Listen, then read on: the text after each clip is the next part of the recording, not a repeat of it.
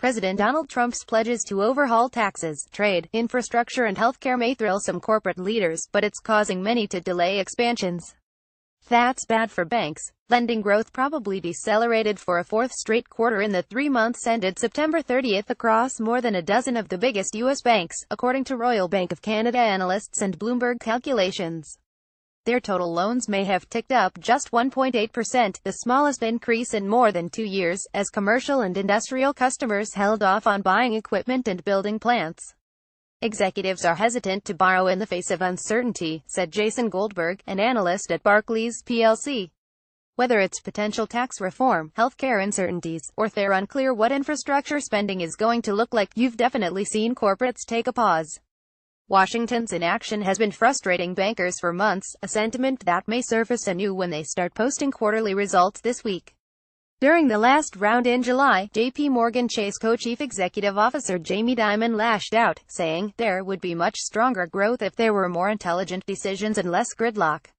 In June, Bank of America Corp. Chief Operating Officer Thomas Montag said corporate clients need clarity to make big investment decisions. Trump and his top economic advisor, Gary Cohn, have said they expect the financial industry to help fund growth.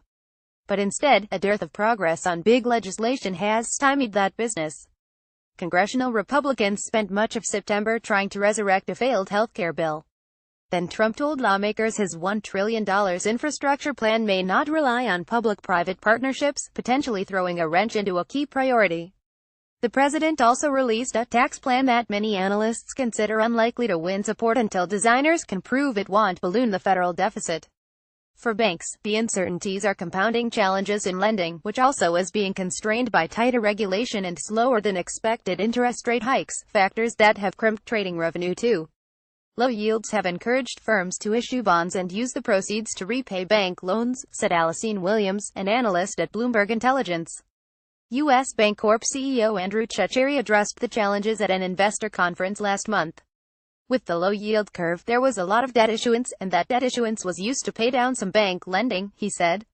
In addition, there was some more uncertainty that entered the market because of some of the slowdown in the perceived timing of tax policy and trade policy and regulation, slowing companies' capital expenditures. Corporate executives' outlook for the next 6 to 12 months deteriorated in July and August, with some respondents citing heightened policy uncertainty, the Federal Reserve Bank of Chicago said last month.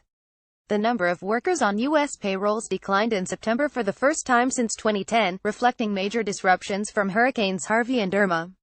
For now, bank investors are willing to look beyond that. The 24-company KBW Bank Index surged more than 30% from the November election to early March on optimism that Trump's administration will eventually ease bank regulation, reignite inflation and drive up interest rates.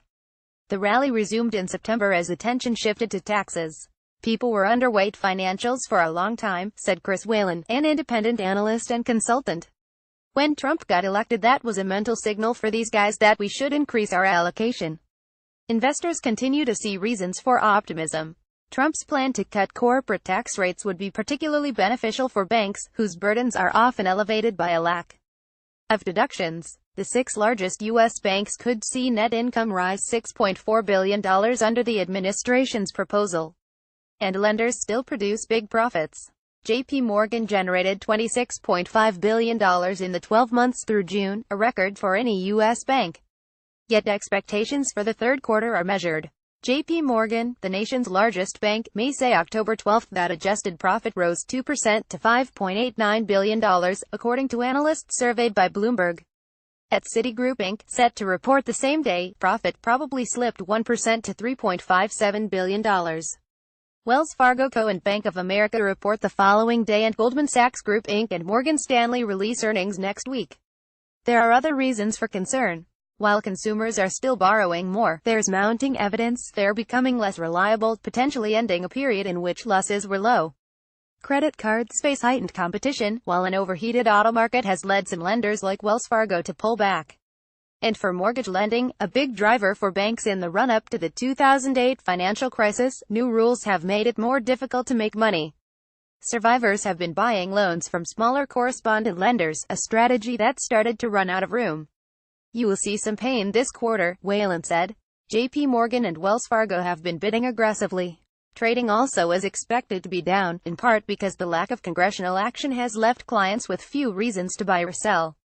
Executives from J.P. Morgan, Citigroup and Bank of America told investors last month to expect declines ranging from 15% to 20% in the third quarter from the same period a year ago.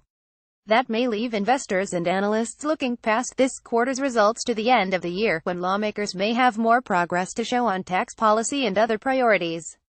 Banks tend to be more optimistic looking out than they are in the current quarter, so we'll see, Barclays' Goldberg said. Pipelines are good. At the end of the day though, loan growth is a reflection of the economy and economic growth has been a little bit more subdued than desired.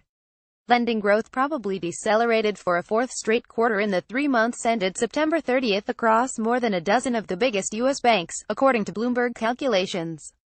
Their total loans may have ticked up just 1.8%, the smallest increase in more than 2 years, as commercial and industrial customers held off on buying equipment and building plants.